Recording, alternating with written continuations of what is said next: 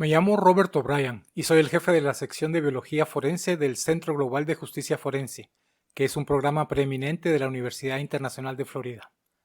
He trabajado en la ciencia forense, específicamente el ADN, durante los últimos 20 años. Soy antiguo analista de ADN para el Departamento de Policía de Florida y he estado trabajando en entrenamiento y evaluaciones técnicas de ADN durante los últimos 15 años. Mi nombre es Mitch Morrissey, soy un antiguo fiscal de distrito en Denver, Colorado. Antes de ser electo, manejaba todos los casos de ADN de Denver.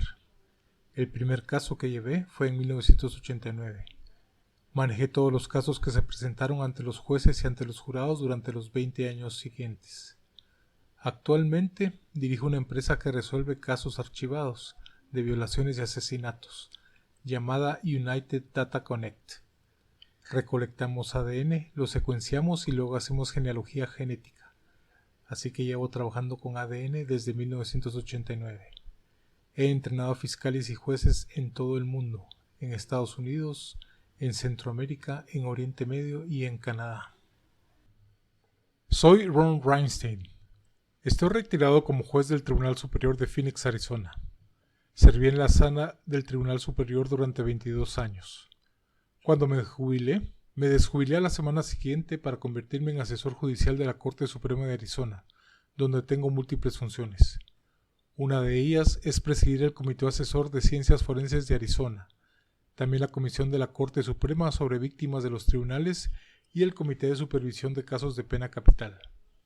También hago mucha educación judicial y educación legal para abogados y jueces, especialmente en casos de pena capital. Tuve a mi cargo todas las audiencias de admisibilidad consolidadas para el ADN en los años 90, tanto para exámenes RFLP, PSA, PCR y STR. Fui miembro de la Comisión Nacional sobre el Futuro de las Evidencias de ADN, cuando ésta se inició en los años 90. Actualmente soy miembro del Grupo de Trabajo Legal de la Organización para los Comités del Área Científica del Instituto Nacional de Ciencia y Tecnología. Son muchas palabras ahí. Y he estado en varios foros relacionados con el ADN y otras áreas de la ciencia forense. La mejor manera de explicar el ADN es: el ADN son los bloques de construcción del cuerpo. Algunas personas se refieren a él como el plano de lo que nos hace ser quienes somos. Le dice a nuestro cuerpo cómo van a funcionar todos los procesos, cómo vamos a ser y básicamente es nuestro código para todo lo que somos. Tal vez podría profundizar un poco más. Obtenemos la mitad del ADN de nuestra madre, la otra mitad de nuestro padre. Así es como obtenemos nuestro ADN de nuestros padres. Y todo el mundo tiene, para los tipos de ADN en que nos enfocamos, un perfil de ADN autosómico, que es diferente para todos los individuos, excepto para los gemelos idénticos. El ADN que examinamos específicamente no codifica ninguna característica física. El único rasgo físico que podemos determinar a partir de los perfiles de ADN que desarrollamos es si se trata de un hombre o de una mujer. El ADN puede encontrarse en el cuerpo en cualquier lugar donde haya células presentes. Así que puede encontrarse en cualquier parte del cuerpo. Por lo que si se toma una muestra biológica de ADN de una persona, se puede tomar ya sea de la sangre, de su saliva, de su semen, de sus huesos, de su pelo, de su piel. Se puede obtener ADN de cualquier parte del cuerpo. Podemos obtener ADN autosómico del hueso. En el laboratorio siempre es lo primero que se intenta, obtenerlo del hueso. Para el ADN mitocondrial se necesita un equipo diferente, por lo que no todos los laboratorios en los Estados Unidos procesan este ADN. Hay una nueva tecnología que está surgiendo actualmente, la secuenciación de próxima generación, que va a hacer más fácil que todos los laboratorios adopten el ADN mitocondrial, ya que podrán hacer la secuenciación en cualquier laboratorio, ya que el equipo no es tan engorroso y sus kits son fácilmente disponibles. Si hablamos de un cuerpo quemado, todavía es posible obtener ADN de este, dependiendo qué tan calcinado se encuentre. Si hablamos de una cremación absoluta y completa como se hace en una funeraria, no será posible. Normalmente lo que se haría es ADN autosómico, pero a medida que el cuerpo está más calcinado, incluyendo los huesos, es posible que se tenga que usar algo llamado ADN mitocondrial, que se puede utilizar para identificar a una persona, pero se necesita un pariente del lado materno para ayudar en esa identificación. Si el cuerpo está muy descompuesto, el ADN también se va a descomponer. En gran medida, esto depende de las condiciones en que se encuentra el cadáver, a que haya estado expuesto el cuerpo. Depende de las condiciones ambientales en las que se haya dejado. Obviamente, un ambiente más cálido y húmedo va a producir que la descomposición sea más acelerada. Si el ambiente es muy frío, el cuerpo puede preservarse, ya que el nivel bacteriano será prácticamente nulo. En realidad, todo depende de las condiciones del clima, si ha llovido y cosas por el estilo. Todas estas condiciones van a destruir más rápido el ADN. Si es un entierro reciente, probablemente se puede obtener de los tejidos, si todavía tiene, si la sangre está bien, de su cabello. Obviamente si pasa un periodo más largo y ya se ha establecido la descomposición, obviamente bajo tierra hay bacterias y organismos, como insectos y cosas presentes en el sitio que descomponen el cuerpo. Así que es posible obtener ADN durante mucho tiempo. Se oye mucho de las situaciones donde se exhuman los cuerpos y se obtiene un perfil de los huesos. Si se trata de un entierro reciente, que sepamos que fue hace 1 o 2 días, es posible obtener ADN en la carne o tejidos de la persona. Para intentar identificar a alguien que ha sido asesinado y enterrado, hay que exhumar el cuerpo para determinar en qué estado se encuentra. Hay que ver si aún tiene pelo disponible, porque se puede obtener ADN de una raíz de pelo. Hay que ver si hay huesos disponibles. Esto es lo que normalmente va a estar disponible si el cuerpo está muy descompuesto. Ustedes pueden ser capaces de obtener algo de carne de los cuerpos para examinar, pero probablemente no se podrá obtener a menos que hayan sido enterrados y ahí obtener sangre u otro tipo de cosas del cuerpo. Pero el elemento básico que se utiliza es el hueso. Se puede obtener el ADN para el perfil haciendo un análisis STR a partir del hueso. Así que si están tratando de identificar a la persona, pueden tomar pulpa de sus dientes, como la raíz de un diente, que a veces todavía está disponible. La persona que analiza debe determinar bien en qué etapa está este cuerpo y qué tipo de ADN podemos obtener de este cuerpo. Ahora, si una víctima ha sido agredida sexualmente y aún está viva, hay muchas cosas que influyen en la capacidad de obtener ADN de ella. Lo más importante, qué tan pronto se fue a un lugar donde pueda ser examinada después de la denuncia, para realizar un examen médico forense en el que se hisopan sus diferentes zonas buscando el ADN de la persona que la agredió sexualmente. Pero a veces en esas situaciones se puede recoger ADN procedente de una pareja consensual. Por ejemplo, porque el ADN perdura en un cuerpo durante un determinado periodo de tiempo, que no se conoce, pero que suele ser de 72 horas más o menos. Debemos preguntarle a la persona si tuvo sexo consensuado con alguien, porque podría ser que obtengamos evidencias de su cuerpo que proceden de un acto sexual consensuado, por lo que necesitaremos obtener muestras de referencia de, digamos, un esposo o un novio en este tipo de situaciones. Entonces tengamos en cuenta que no se conoce el periodo exacto de tiempo en que el ADN permanece en una persona. Depende mucho de si la persona se ha duchado. Hay muchísimos otros factores involucrados si la persona está viva. Estos factores no existen si lo que tenemos es un cadáver.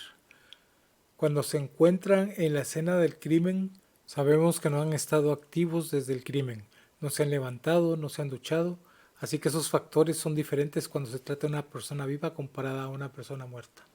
Si una persona está viva, hay muchas variaciones, porque hay muchas cosas que determinan cuánto tiempo estarán los espermatozoides en la persona.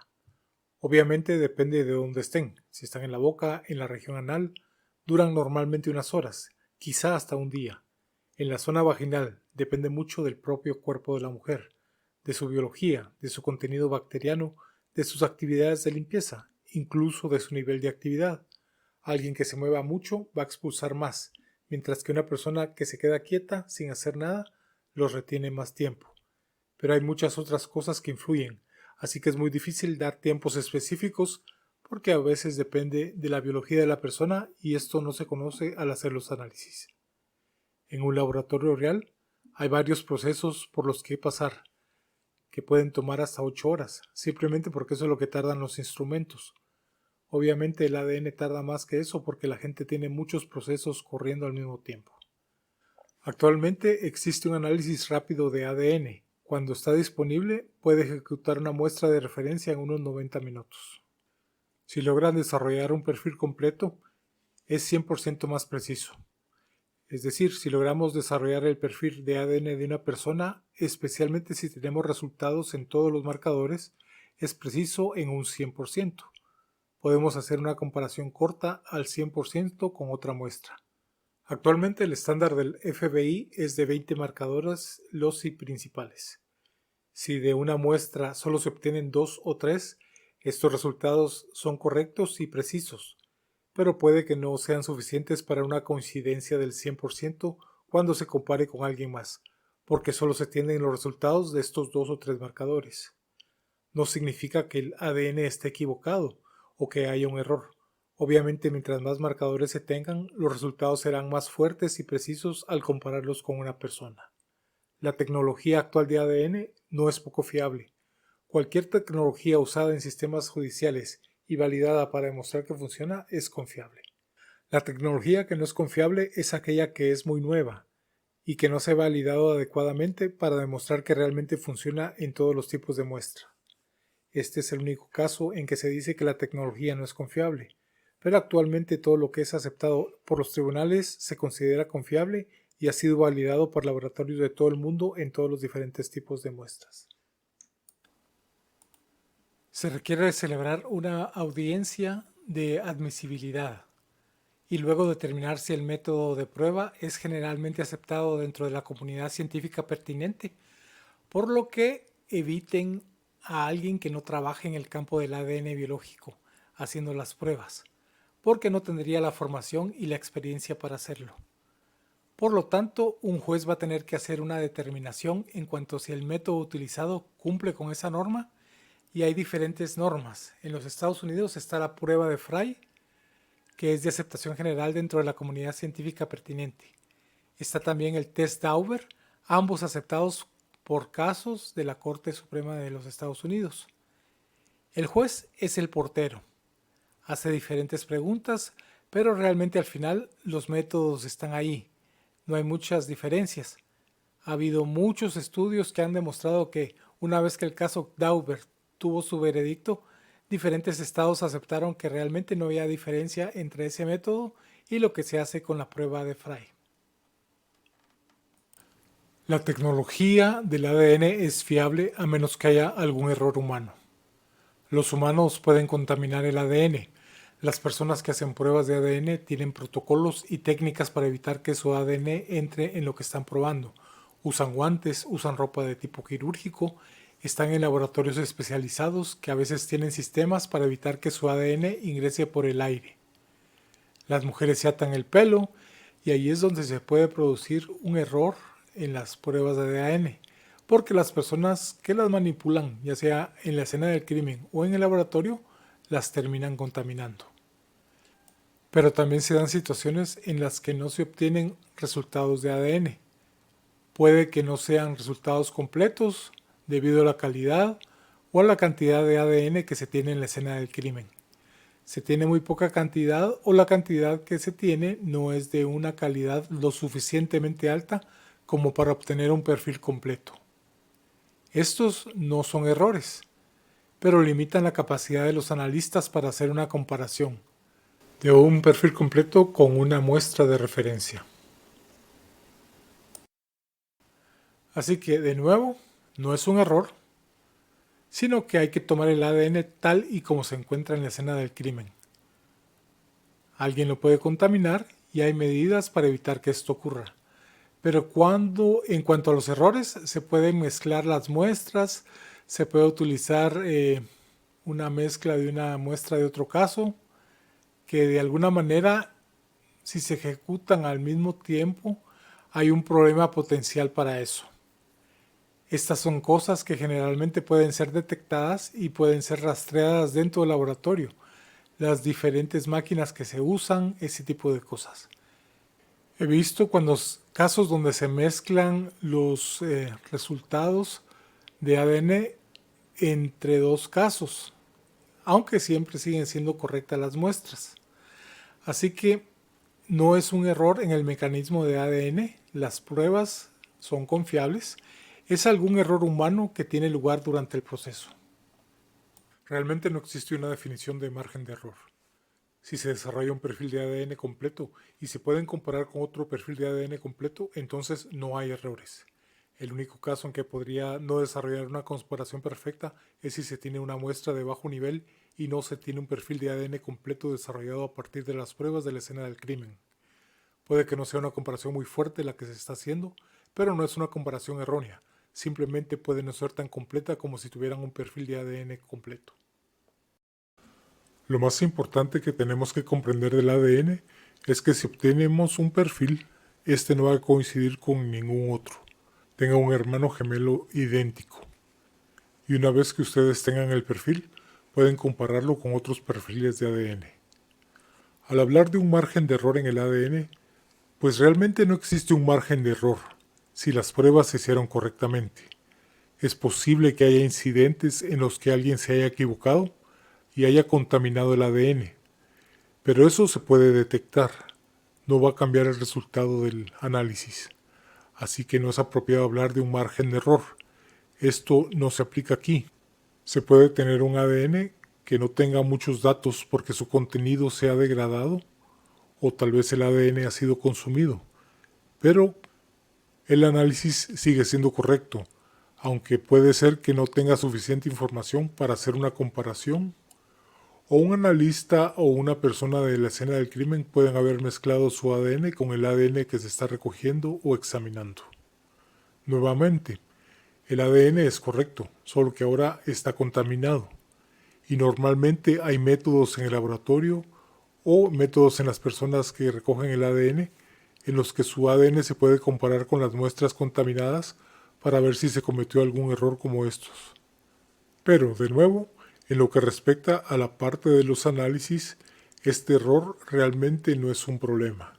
Si se hace correctamente, no hay tasa de error que se pueda medir y que luego se pueda comparar con diferentes tipos de errores. Hay cosas que pueden salir mal con el ADN. Se puede tener el ADN de alguien que no debería estar ahí, que contaminó la muestra, o un mal almacenamiento que hace que el ADN se degrade y sea imposible obtener un perfil de ADN de él. Pero no hay nada en los análisis de ADN que cambie el perfil del ADN de un individuo hacia otro. Si hay un perfil completo, no hay ningún error que pueda hacer que convierta el perfil en el perfil de otra persona. Ahora bien, hay muchas cosas que se comparten entre individuos que son iguales y puede que solo tengan unos pocos marcadores y no un perfil completo. Y entonces pueden llegar a tener personas que tengan las coincidencias en 2 o 3 marcadores. Pero si ustedes logran obtener más de 20 marcadores, no encontrarán a 2 personas con el mismo ADN. No se puede cometer un error que logre intercambiar el perfil de ADN de una persona hacia otra. Cuando las evidencias de ADN se envían por primera vez al laboratorio, se envían al departamento de evidencias y una vez que el caso se asigna a un analista de ADN, esta persona es responsable de recoger y poner bajo su custodia estas evidencias. La primera parte del proceso de análisis de ADN busca muestras biológicas. A veces se puede obtener de un frotado de sangre con un hisopo, lo que es bastante fácil, o en una prenda de vestir que sometemos al proceso de análisis de ADN. El proceso tiene varios pasos. El primero es la extracción, donde se abren las células para liberar el ADN. Luego se hace la cuantificación para determinar la cantidad existente de ADN obtenida. Se amplifica, aquí se seleccionan las zonas específicas que se buscan y se hacen copias de estas zonas. Luego la electroforesis CE, que es la última parte para desarrollar un perfil y visualizar el ADN. Este mismo proceso se usa en las muestras de la escena del crimen y las muestras de referencia. Se desarrollan los 2 perfiles de ADN y se comparan entre sí. Luego se escriben los reportes. Los reportes enumeran todo lo que se examinó, detallando la tecnología usada y los resultados de la comparación, mostrando una coincidencia, ya sea de un perfil completo o parcial. Se aplica una estadística para demostrar qué tan importante es una coincidencia. Es decir, si se logra una coincidencia de perfiles completos, se puede informar que hay una probabilidad de muchos cuatrillones de que este perfil de ADN coincida con el de otra persona más. Y ya que no hay tantas personas en la Tierra, es prácticamente una coincidencia definitiva del 100%. Sin embargo, si se obtuviera ADN de una muestra biológica e hicieran comparación, si el resultado fuera de 20 veces de probabilidad, entonces es posible que otras personas puedan coincidir con el poco ADN que se obtuvo. Esto es lo que se debe incluir en el informe. Las estadísticas, lo que se ha cotejado, si no se logró desarrollar ningún perfil de ADN a partir de los análisis, o si no se trabajó ningún análisis en la evidencia por alguna razón, todo esto debe ser declarado en el informe y por supuesto el analista debe asumir responsabilidad y propiedad de los datos de su firma, luego dar testimonio en el tribunal respecto a los resultados del trabajo realizado. Al terminar este proceso, se devuelven al departamento de evidencia todas las evidencias, para ser almacenadas indefinidamente o por tiempo estipulado en esa agencia. O si fueran enviados a otra agencia, entonces se devuelven esas evidencias y esa agencia las va a almacenar. Cada vez que se realiza un informe sobre un caso, debe enviarse a las fuerzas públicas. Normalmente sería la agencia de policía que está investigando el caso. Luego, también se entrega al fiscal que está tomando la decisión de si el caso debe seguir adelante, si realmente debe existir un procedimiento judicial basado en las pruebas que se tienen a mano, si se va a acusar a un individuo en base a esto. Toda la información de la investigación debe estar disponible para el fiscal y el departamento judicial, incluido el ADN. También debe estar disponible para ambas partes involucradas en el caso, la persona que representa al acusado y la persona que lo acusa. Y todo esto se usa como evidencia durante el juicio. El tribunal recibe y guarda esta información. Si hubiera una condena en el caso, pasa entonces a formar parte del registro permanente del caso. Un informe de ADN típico tendrá un par de páginas. Explicará lo que se analizó y cómo se etiquetó. Explicará las pruebas a las que se sometió, los tipos de pruebas que se realizaron, los tipos de técnicas de pruebas de ADN que se utilizaron, dirá lo que ocurrió y cuáles son las conclusiones. A veces mostrará algunos de los gráficos que se producen, lo que se llama electroferogramas, que mostrarán las alturas reales de los picos dependiendo de la naturaleza del informe. Algunos laboratorios lo hacen, algunos otros no lo hacen. Pero todo está disponible para cualquier parte que quiera profundizar en lo que realmente ocurrió, cuáles fueron los pasos y cómo se documentó todo. Y es simplemente una conclusión de lo que ocurrió. Y si alguien quiere saber más, debe profundizar en las notas de laboratorio que apoyan al informe científico y las opiniones que dan los peritos en este informe. La parte más importante va a ser una combinación de dos cosas. Una es la estadística de la probabilidad y en base a las pruebas si es una inclusión o si es una exclusión, o si no se puede concluir. Se quieren saber cuáles son los resultados. Otra cosa que es importante para un juez es que el perito no exagere la opinión. Por ejemplo, en huellas dactilares no deseamos que se diga que se llegue a excluir a todas las demás personas en el mundo. El ADN es un poco diferente porque es el estándar de oro que tiene estadísticas para respaldar la ciencia. Y es por eso que veremos estadísticas de probabilidad de 1 en 20 cuatrillones, que es más que la población de la Tierra. Y eso es un testimonio impresionante, pero los peritos de ADN no dirán que es un 100% de coincidencia o de identificación. La tendencia actual en los tribunales es decir que algo es muy probable. Y luego se usan las estadísticas como una medida cuantitativa en lugar de solo una medida cualitativa. La mayoría de los informes que veo tienen tanto los resultados cualitativos como los cuantitativos. STR significa Short Tandem Repeat o repetición corta en tándem. Son secuencias de ADN que se encuentran en todas las personas, pero hay una variación entre individuos en la cantidad de veces que estas secuencias se repiten en el cuerpo. Y esta prueba de repeticiones cortas en tándem es actualmente el estándar que se utiliza para los análisis de ADN que utilizamos para identificar a un individuo y excluir a todos los demás. Así que cuando un perfil de ADN es, por ejemplo, un 14/15, lo que significa es que tiene una secuencia en el cuerpo que se repite 14 y 15 veces, y estos son los STR. En la actualidad, la secuenciación de nueva generación se utiliza en su mayoría para desarrollar un indicio de investigación para apuntar a una persona.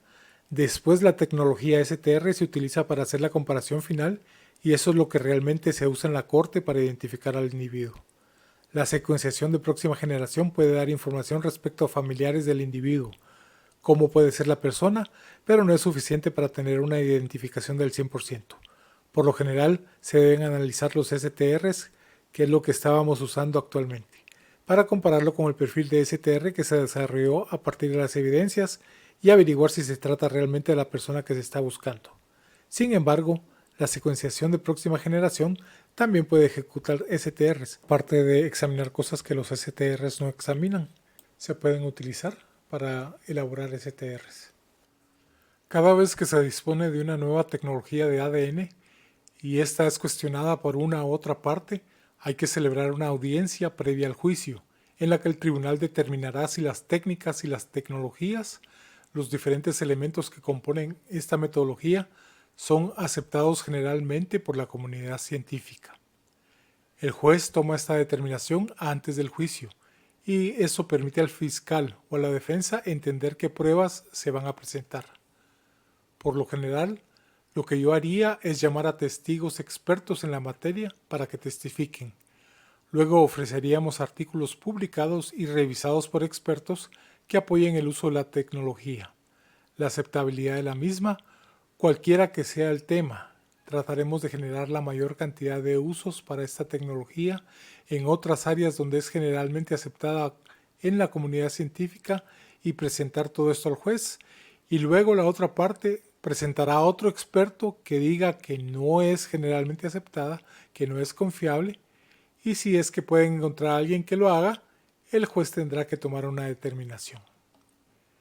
Esta ciencia es aceptada en todo el mundo. Las técnicas que se hacen en Centroamérica son exactamente las mismas que se hacen en Estados Unidos y en toda Europa. Los lugares que trabajan con ADN lo hacen de la misma manera. Es generalmente aceptado en la comunidad científica, es internacionalmente aceptado. Hay bases de datos que permiten subir una muestra europea y compararla en Estados Unidos, una muestra centroamericana y compararla en Estados Unidos. Esto es generalmente aceptado. Cuando se usa una nueva técnica, por lo general las audiencias no son tan detalladas, porque se vuelve atrás y se miran las cosas que se hicieron en las otras técnicas.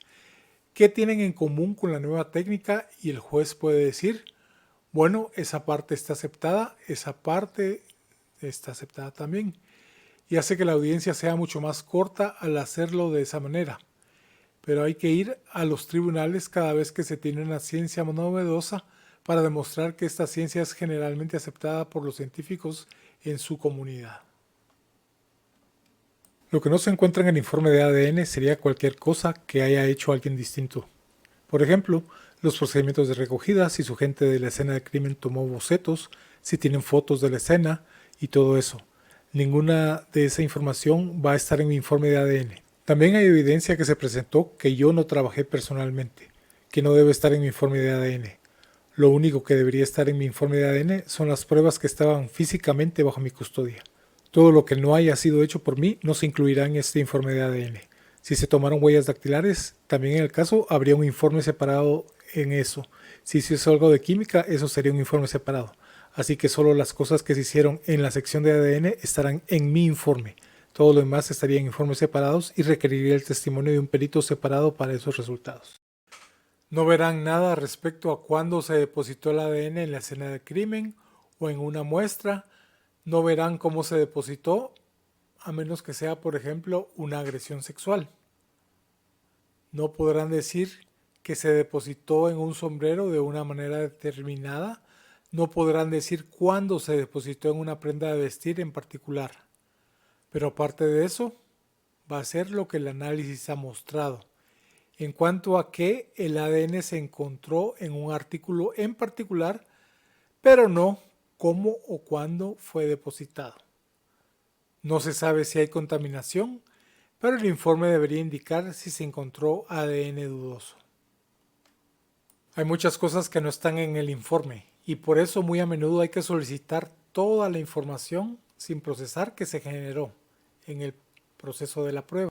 Recuerden, el proceso de pruebas puede durar días, puede involucrar a más de un individuo, puede involucrar a personas que no están escribiendo el informe, así que si usted quiere ver la imagen completa, solicite el archivo completo que se produjo durante la prueba de ADN y que tendrá los diferentes tipos donde se examinó, por ejemplo, la calidad del ADN y la cantidad del ADN.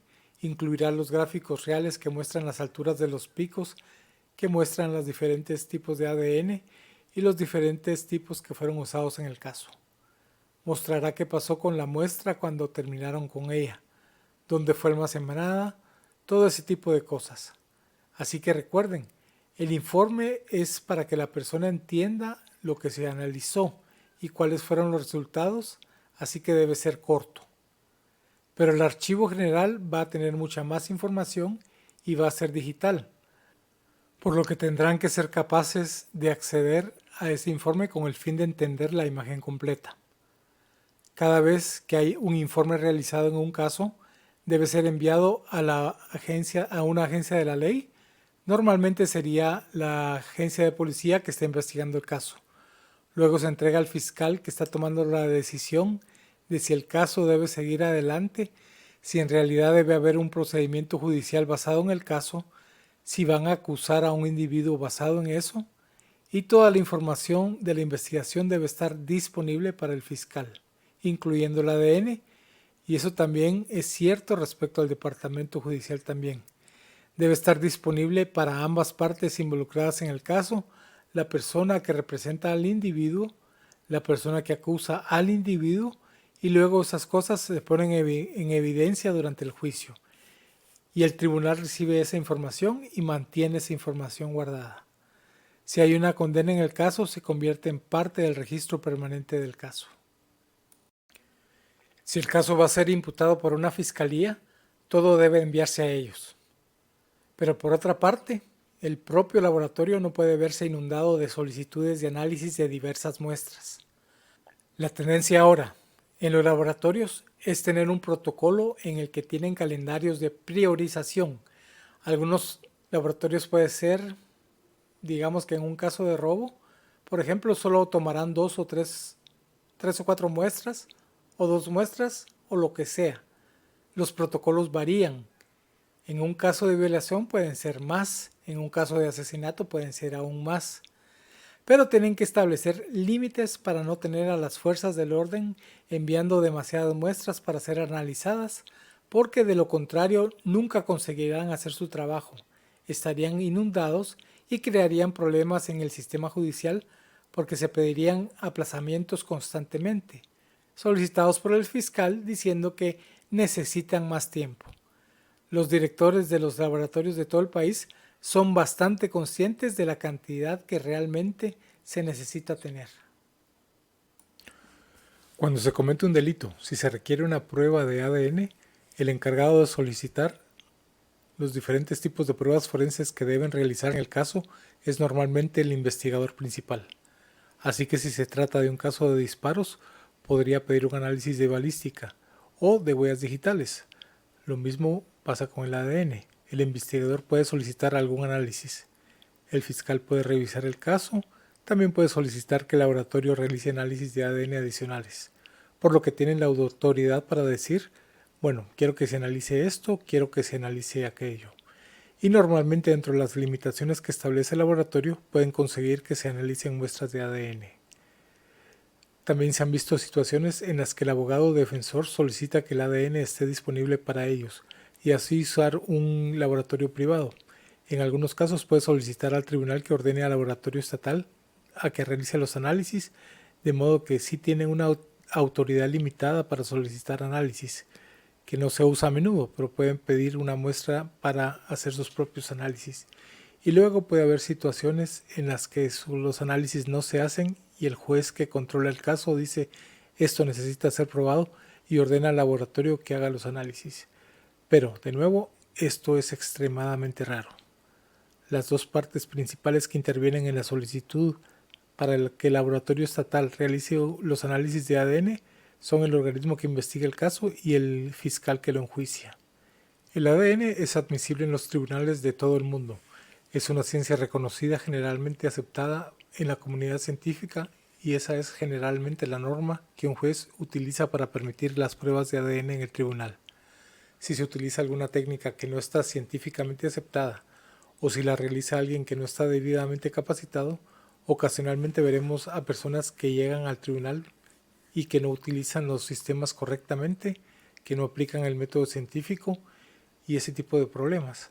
Así que el ADN es generalmente aceptado y por lo general admisible, pero hay algunos incidentes en los que la ciencia no se está haciendo correctamente.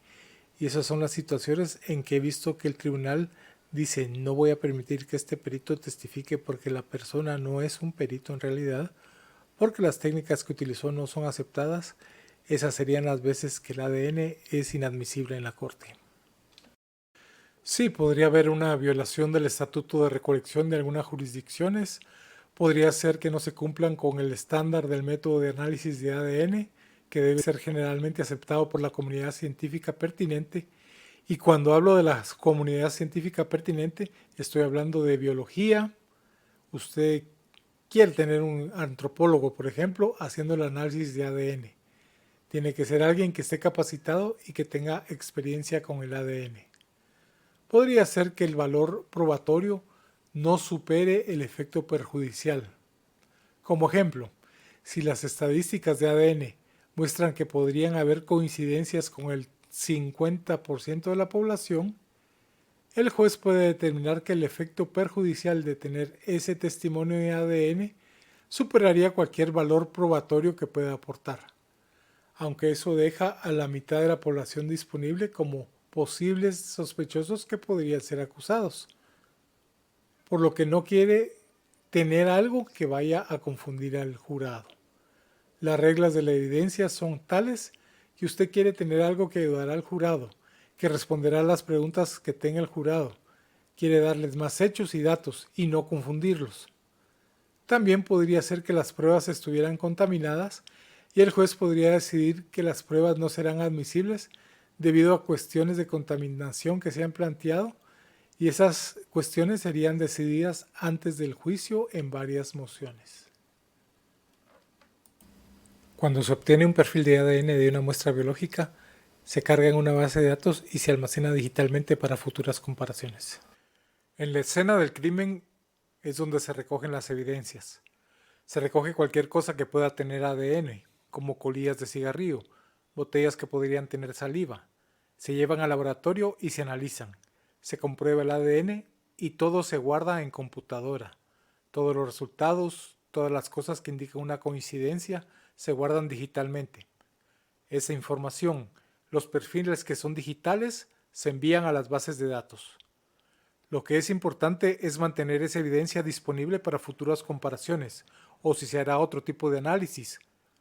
Tal vez usar una tecnología nueva, buscando mejores resultados de análisis de ADN. Por eso es importante almacenar la evidencia en algún lugar donde podamos volver a ella y potencialmente hacer pruebas de ADN adicionales. Otra cosa importante es que el laboratorio debe tener un congelador en el que se pueda guardar todo el extracto de ADN producido de cualquier muestra de evidencias. El ADN se guarda en pequeños tubos de plástico que se almacenan congelados, en caso que alguna vez se necesite volver a utilizar ese extracto de nuevo. Todo el ADN de la escena del crimen debe almacenarse adecuadamente para evitar que... La cadena de custodia es importante para asegurar que en ningún momento las evidencias se dejen sin asegurar o abiertas al público. Muchas veces en los tribunales preguntarán si durante todo este tiempo que la evidencia estuvo bajo nuestra custodia, se mantuvo bajo llave o estuvo asegurada. Esto es realmente importante para asegurarse de que nadie ha manipulado la evidencia, de que no hay ninguna posibilidad que alguien hiciera una contaminación externa. Por eso la cadena de custodia es muy importante para demostrar que desde el momento en que se recogió, se embaló y se selló, hasta el momento en que se procesó el caso, en ningún momento se dejó desatendida la evidencia y que nadie pudo tener acceso a ella para manipularla. Cuando una agencia externa o alguien, por ejemplo, presenta las evidencias al laboratorio, estas se entregan en la sección de evidencias del Departamento de Evidencias, por lo que el departamento es quien realmente los custodia.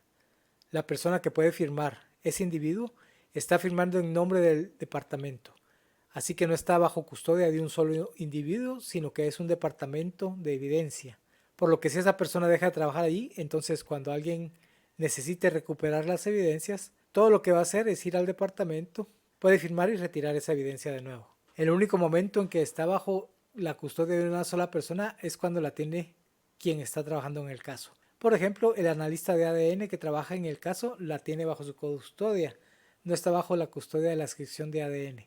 Pero normalmente las evidencias se envían al departamento de evidencias. Y mientras ese departamento funcione y tenga a alguien allí, pueden regresar las evidencias en una fecha posterior a alguien para volver a analizarlas si es necesario o para archivarlas. Pero si una persona renuncia, se traslada, se jubila, etc., esto no afecta a la cadena de custodia de las evidencias en absoluto.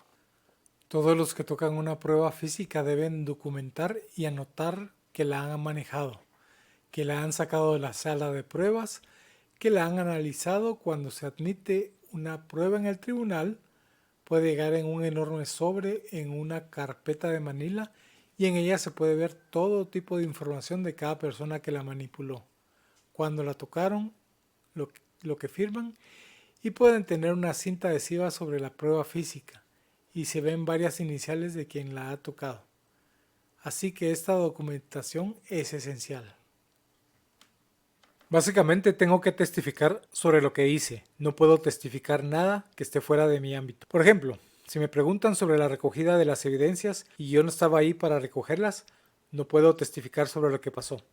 Solo podría testificar sobre lo que hice, así que puedo testificar desde el día que recibí las evidencias del Departamento de Evidencias hasta el día en que las devolví al Departamento de Evidencias, y todo lo que hice en medio, el análisis que realicé, el informe que escribí, las estadísticas que generé, las comparaciones que hice. Pero si me preguntan algo, por ejemplo, si la persona que lo recogió estaba usando guantes, a menos que yo estuviera físicamente ahí para verlo, no puedo testificar sobre eso.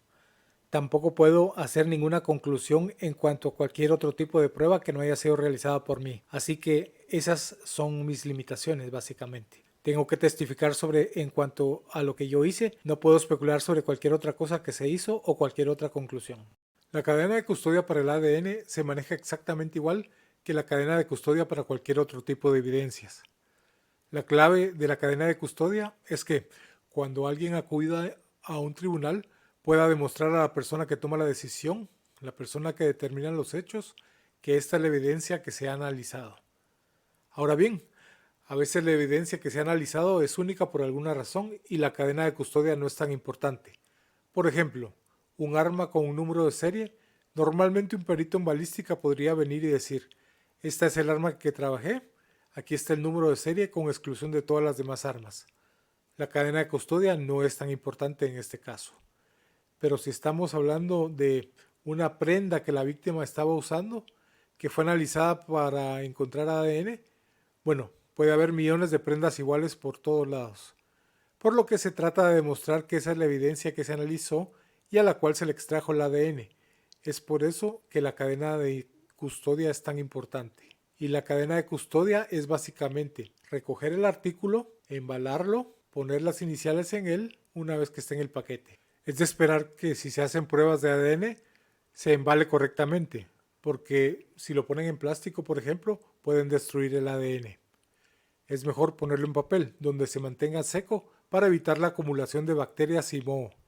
Pero ese sobre es realmente la evidencia de la cadena de custodia y todos los que trabajan en ese elemento en particular van a abrir ese sobre.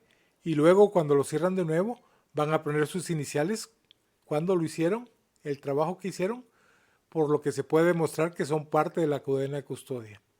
Ahora bien, cuando un analista de ADN recibe ese sobre, tal vez haya sido analizado por otros 3 o 4 científicos forenses que están haciendo otro tipo de trabajo, que pueden no testificar en el caso en absoluto.